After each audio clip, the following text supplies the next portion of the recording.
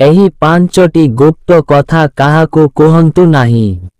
एही पांचटी कथा सर्वदा गुप्त रखिबे, काहाकू केबे भी कहिबे नाही। बंधुगण, प्रत्येक व्यक्तिंको पाखरे किछि ना किछि सिक्रेट रहिछि। सेमाने काहाकू कुहंती नाही सेपरि किछि विषय रहिछि। जदि आपण आपणको सिक्रेट शेयर करिबे तेबे आपणको पछरे पश्चाताप करिबाकू पड़िबो।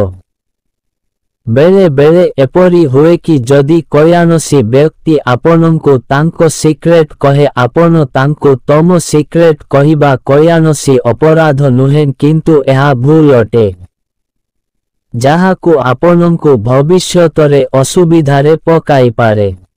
एभली किछि लोक आपणको जीवनरे आसीबे जाहा फलरे आपण आपणको सिक्रेट तांकू कहिदेबे। एबे जेउ पांचटी कथा जानिबा ताकू केबे काहाकू कुहंतु नाही। तेबे आउ काल विलंब नकरी चालंतु सेही विषयरे जानिबा। भिडियोटी को मूलरु शेष पर्यंत देखंतु।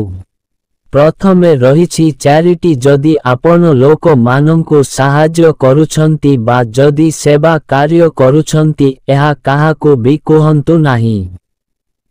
द्वितीୟରେ आपणको निजर किछि विचार जाहा आपण निजे करिथिबे ताकू केबे काहाकू कुहंतु नाही।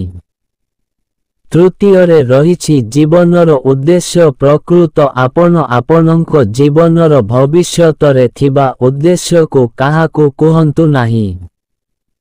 चतुर्थ कथाटी हेला आपणको जीवन शैली विषयरे। आपण केबे भी आपणको जीवन शैली विषयरे काहाकू कुहंतु नाही। पंचम कथाटी हेला फैमिली मैटर।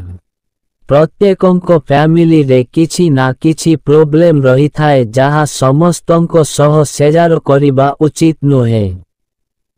निज भितरे कथा होई समस्या को दूर करंतु, काहारिकी ए विषय रे कुहंतु नाही। बंधुगण, भिडियोटी भल लागिले भिडियो को गोटिए लाइक एवं आमर सत्य गाइडर यूट्यूब चैनल को सब्सक्राइब करिबा को भूलिबेनी। धन्यवाद। जय श्री कृष्ण।